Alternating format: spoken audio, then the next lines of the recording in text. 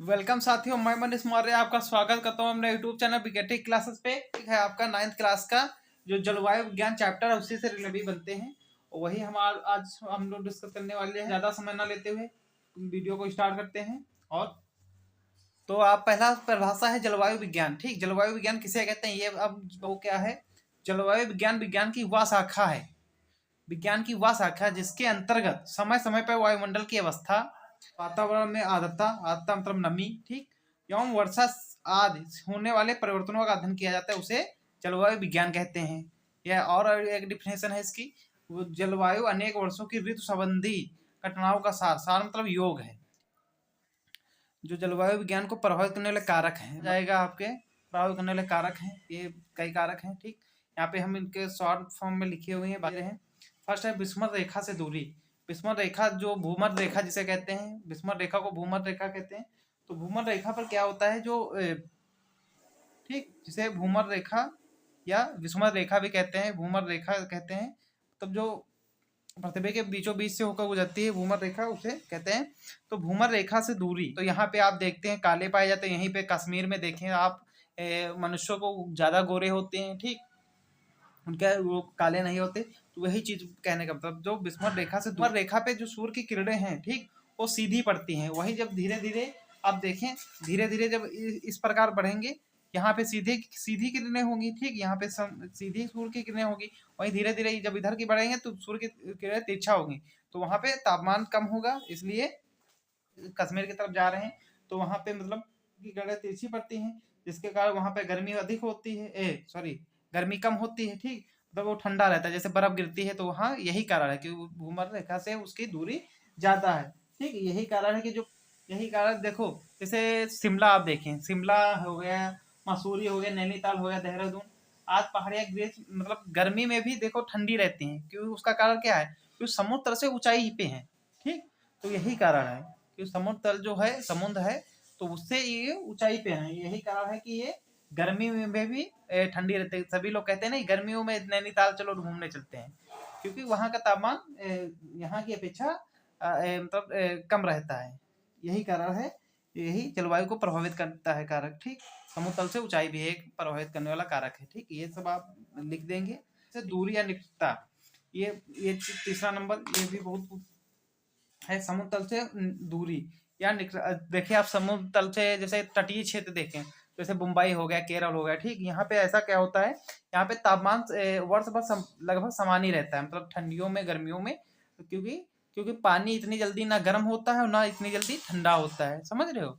जैसे पानी को, जैसे धूप खुली तो धूप खुलने में तो इसको गर्म होने में समय लगता है और ठंडा होने में भी समय लगता है। इसलिए वहाँ पे दिन और रात का टेम्परेचर लगभग सेम ही रहता है, मतलब कोई इफेक्ट नहीं पड़ता। और जैसे ठंडियों में और उसको क्या कहते हैं, गर्मियों में कोई इफेक्ट ज्यादा देखने को नहीं पड़ता है, मिलता है। ठीक, ये चीज हो गई। पर्वतों की स्थिति, पर्वतों की स्थिति में के अंतर्गत आ जाएगा हमारा, पर्वतों की स्थिति का जलवायु पर विशेष प्रभाव पड़ता है। पहाड़ी क्षेत्रों में ठंडी क्षेत्रों में ठंडक रहती है। जैसे पहाड़ी क्षेत्र हैं जो उत्तराखंड, जैसे कूड़ागिरी सब लोग जाते हैं, तो वहाँ पे देखिए अधिक ठंडी पड़ती है, क्योंकि वहाँ पे पहाड़ी क्षेत्रों में वन अधिक है। वही तो जैसे आप नॉर्मली आप देखें गांव में आप खेत जाएं तो देखें कितनी ठंडी होती है, वही शहर में आए तो वहाँ पे पेड़ कम होते हैं। इसलिए पर्वतों की स्थिति भी मायने रखती है। मतलब पर्वतों का मतलब होता है पेड़। ठीक, पर्वतों की स्थिति के अंतर्गत आ जाएगा, क्योंकि पर्वत जो है ठंडी हवाओं को भी रोकते हैं, जैसे जो हिमालय से चलती हैं, यही सब चीज़ें। तो ये चीज़ आपके हो जाएगा पर्वतों की स्थिति। और फिर है 5 नंबर है गर्म अथवा ठंडी धाराएं। गर्म अथवा ठंडी धाराएं, जैसे जो भी देखें, समुद्र समुद्र में गर्म और ठंडी धाराएं चलती हैं। जो स्थान गर्म जल धाराओं के संपर्क में आते हैं, वहाँ की जलवायु गर्म होती है। जैसे जब गर्म क्षेत्रों में चलती हैं तो वहाँ पे गर्मी अधिक पड़ेगी, और जहाँ ठंडी ठंडी धाराएं चलेंगी वहाँ पे आपकी ठंडी पड़ेगी, मतलब जलवायु जो रहेगा वो ठंड रहेगा। ठीक, मौसम जो रहेगा ठंड रहेगा। और मृदा की संरचना, ये भी इम्पोर्टेंट फैक्टर आ जाता है आपका जलवायु को प्रभावित करने वाला। राजस्थान में, राजस्थान की धूल पाई जाती है, तो बालू अत्यधिक जल्दी से गर्म हो जाती है, जिसके द्वारा गर्मी वहाँ पे अधिक पड़ती है और बहुत ही जल्दी ठंडी हो जाती है। तो वहाँ पे रात का टेम्परेचर अचानक से डाउन हो जाता है। ठीक, ये भी मृदा की संरचना भी प्रभावित करने वाली है, क्योंकि चिकनी रेतीली मिट्टी है अपेक्षा जल्दी गर्म हो जाती हैं और जल्दी ठंडा हो जाती हैं। जिन स्थानों में मिट्टी बलुई, जैसे वही राजस्थान का हमने उदाहरण दिया, तो मिट्टी जो बलुई होती है वह दिन में अधिक गर्मी पड़ती है, लेकिन ऐसे स्थान रात में तुरंत ठंडी हो जाती है। बालू अत्यधिक तेजी के साथ गर्म हो जाती है और बहुत ही जल्दी ठंडी हो जाती है। यही एक कारण मृदा की संरचना का भी हो गया। और दलदल, जो यहाँ पे दलदल की बात करें, जैसे जहाँ पे दलदली स्थान होता है वहाँ पे आर्द्रता अधिक होती है, तो ताप वहाँ पे कम होता है। ठीक, तो मतलब दलदल होगा तो ह्यूमिडिटी वायुमंडल में अधिक रहेगी, तो वहाँ पे तापमान कम रहेगा, तो वहाँ पे वो स्थान जो है ठंडा रहेगा। ठीक, वहीं पे जब दलदल जहाँ पे नहीं होगा वहाँ पे कोई इफेक्ट ऐसा नहीं, वहाँ पे गर्मी अधिक पड़ेगी। और वनस्पति की मात्रा, ठीक, वनस्पतिक जलवायु पर अधिक प्रभाव पड़ता है। जहाँ पर घने वन होते हैं, ठीक, वहाँ पर वर्षा अधिक होती है। ठीक, क्योंकि वातावरण का ताप ना ज़्यादा ना अधिक बढ़ता है और ना गिरता है। इसके विपरीत जैसे जहाँ पे वनस्पतिक नहीं होगी वहाँ पे गर्मी अधिक होती है। ठीक, ये चीज़ होता है क्योंकि वहाँ पे वर्षा इतनी नहीं होने संभावना नहीं होती है। ठीक, इसलिए वहाँ पे गर्मी अधिक पड़ती है ऐसे क्षेत्रों में। ठीक, गर्मियों में मतलब गर्मी और सर्दियों में ज़्यादा सर्दी पड़ती है। ठीक, ये चीज़ हो गया आपका। वहीं पे बात करते हैं मौसम। मौसम किसे कहते हैं, परिभाषा वेदर जिसे कहते हैं। तो किसी विशेष समय में वायुमंडल में ताप, वायु की गति, वायु की दिशा, गति और दाब, वायुमंडल में गर्मी के परिणाम और वर्षा इत्यादि के प्रभाव को मौसम कहते हैं। किसी विशेष समय, मतलब विशेष समय का मतलब होता है मतलब किसी कुछ घंटों के लिए, कुछ घंटों के अंतर्गत जो बदलाव होता है। ठीक, वो इसी को, जैसे आप सुबह देखे कुछ और मौसम था और शाम को कहे आज मौसम बहुत अच्छा हो गया। ठीक, सुबह आप करारी धूप पड़ रही है, उस दोपहर में देखे आप, तो देखिए आप कहे आज कितना अच्छा मौसम होगा, सुबह देखो कैसा था, आप देखो कैसा होगा, ये चीज। ठीक, तो उसी को मौसम कहते हैं। ठीक, ये परिभाषा आप लिख लेंगे अपने कॉपी पे। ठीक, एक और परिभाषा है, वायुमंडल की क्षणिक अवस्था को मौसम कहते हैं। मतलब एक शॉर्ट फॉर्म में है। क्षणिक का मतलब होता है कम समय में। ठीक, कम वायुमंडल की क्षणिक मतलब बहुत ही कम समय में अवस्था को मौसम कहते हैं। ठीक, और क्वेश्चन आता है कि मौसम को परिभाषित कीजिए और मौसम को प्रभावित करने वाले कारक लिखिए और जलवायु को प्रभावित करने वाले कारक लिखिए और जलवायु की परिभाषा दीजिए। इस प्रकार क्वेश्चन बनते हैं 9th क्लास में। ठीक, तो इसको कायदे से आप याद रख लेंगे। ठीक, अपने शॉर्ट नोट्स में बना लेंगे। मौसम को निम्नलिखित कारक प्रभावित करते हैं, तो उसके अंतर्गत पहला आ जाएगा आपका ताप। ताप अगर अधिक होगा, ठीक, जैसे ताप जैसे जहाँ पे अधिक होगा तो वहाँ पे अधिक गर्मी पड़ेगी। ठीक, वाष्पोत्सर्जन होगा जिसके द्वारा अपन मौसम में परिवर्तन होगा, मतलब बारिश होगी। ठीक, ये सब चीजें होती हैं। और उसका बात है वायु की दिशा, डायरेक्शन ऑफ विंड। ठीक, डायरेक्शन ऑफ विंड का मतलब होता है जीवन, मतलब दिशा समान, मतलब वायु जब चलती है तो दिशा मौसम में को अनुकूल रहती है, परंतु जैसे वायु की गति दिशा मतलब अचानक से चेंज हो जाती है तो इससे मौसम परिवर्तन कहते हैं। जैसे मान लिया आप वायु की दिशा, मतलब सुबह बढ़िया हवा चल रही, लेकिन देखें आप तो दोपहर में देखें या शाम टाइम देखें तो पहले आंधी आ जाती थी। ठीक, मतलब डायरेक्शन उसकी तेज हो जाती थी, तो मौसम तब परिवर्तन हो गया क्योंकि वो आकस्मिक हुआ, मतलब बहुत ही कम समय में चेंजेस हुआ। तो उसे वायु की गति दिशा भी इम्पोर्टेंट फैक्टर रखती है। अपेक्षित आर्द्रता, अपेक्षित आर्द्रता का जैसे वायुमंडल में नमी मौसम को नियंत्रित करती है। ठीक, जैसे आवश्यकता से अधिक नमी तथा सूखा मौसम को नियंत्रित करती है, लेकिन जैसे आवश्यकता से अधिक, जैसे आवश्यकता से अधिक जब नमी होती है या फिर मतलब सूखा, तो मतलब इफेक्ट करती है। तीसरा नंबर का है आपका अपेक्षित आर्द्रता। अपेक्षित आर्द्रता जब वायुमंडल में पाई जाती है, ठीक, तब अनुकूल रहती है, लेकिन जब वहीं पे इसका जब नमी अधिक होती है, ठीक, वायुमंडल में, या फिर मतलब सूखा को प्रभावित करती है ये। ठीक, सूखा मौसम को खराब कर देता है। जैसे नमी अगर नहीं है तो मौसम पे इफेक्ट पड़ेगा, सूखा पड़ जाएगा। तो ठीक, ये सब हो गया आपका। फिर है हवा का दाब, अब एयर प्रेशर जिसे कहते हैं।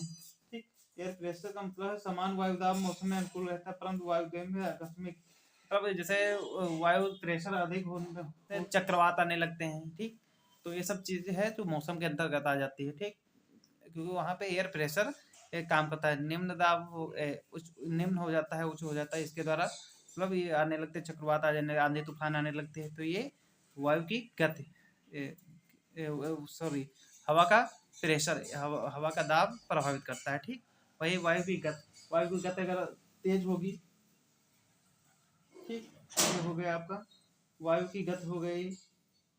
तीव्र गति मतलब सामान जब धीरे धीरे हवाएं चलती हैं तो मतलब कोई इफेक्ट नहीं पड़ता, लेकिन वायु की मतलब जैसे गति तेज हो जाती है, ठीक, तो इसका सीधा मौसम पर पड़ता है। अधिक तेज हवाएं खराब मौसम की मतलब संकेतक होती हैं, क्योंकि उसके द्वारा फिर देखो आने लगती है, जब तेज आंधी आने लगती है तो उसके बाद मौसम परिवर्तन होता है और बादल बनते हैं और बारिश वारिश होने लगती है, ठीक, ये सब चीज़ें आपकी आ जाएंगी। तो मतलब ये आपको लिखना है 5-6, ठीक। और फिर आ गया कोहरा हो गया, पाला हो गया, ओला वर्षा, ये सब चीज़ें भी मौसम को खराब करती हैं। समान मौसम में एक समान स्थिति रहती है, परंतु जब पाला वाला पड़ता है तो इसका तब इफेक्ट मतलब रहता है, ये फसलों पर भी पड़ता है और मानव पे भी पड़ता है, और क्लाइमेट जो हमारा वायुमंडल है इसका टेम्परेचर पे भी इफेक्ट पड़ता है। जैसे इस समय कोहरा देख रहे हो, ठंडा हो रहा है, पाला पड़ता है तो ठंडक बढ़ जाती है, तो ये सब चीज़ें वर्षा भी जब होती है तो उसका मतलब इफेक्ट वायुमंडल का टेम्परेचर जो है आपका कम हो जाता है। गर्मी और मौसम और जलवायु में अंतर क्या है आपको बताना है, ठीक। अब ये हमने आपको बताया, तो अब ये जलवायु में अंतर क्या है, मौसम और जलवायु में किसी विशेष समय में वायुमंडल की दशा है, ठीक, दशाएं हैं, ठीक। और ये एक बहुत लंबे समय की मौसम संबंधी घटनाओं का सार है, ठीक। ये जलवायु के अंतर्गत आ जाएगा। इसका संबंध किसी विशेष स्थान से, तो इसका संबंध मतलब मौसम का होता है किसी विशेष स्थान। जैसे आप कहीं भी देखें, आप अपने इलाके में देखें यहाँ पे मौसम कुछ बारिश हो रही, आप 10 किलोमीटर दूर देखें तो मतलब कोई इफेक्ट नहीं होता, वहाँ पे धूप खुली होती है। इसका संबंध किसी बड़े भूभाग से, मतलब बड़े भूभाग से मतलब होता है, जैसे आप उत्तर प्रदेश की क्लाइमेट देखें कुछ और होगी, ठीक, वहीं पे उत्तराखंड की क्लाइमेट देखें कुछ और होगी, तो इससे मतलब किसी बड़े स्थान का होता है, ठीक, मतलब ये किसी छोटे स्थान का नहीं होता है, ये चीज हो गई। और तीसरा है अंतर इसके अंतर्गत, मौसम कम समय में ही बदलता रहता है, एक सा मौसम थोड़े समय ही रहता है, ठीक। हम देख लेते हैं, मतलब कम समय में ही बदलता है, क्योंकि आप देखें सुबह कुछ और मौसम होता है, शाम को कुछ हो जाता है, फिर उसके बाद सुबह अगले दिन भी कुछ और हो जाता है, ठीक।